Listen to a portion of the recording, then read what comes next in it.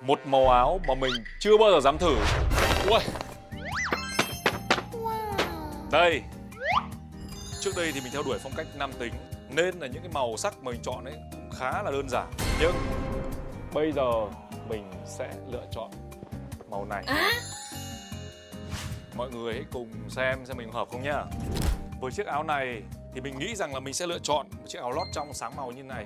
Và hiển nhiên cũng sẽ phải là một chiếc quần sáng màu.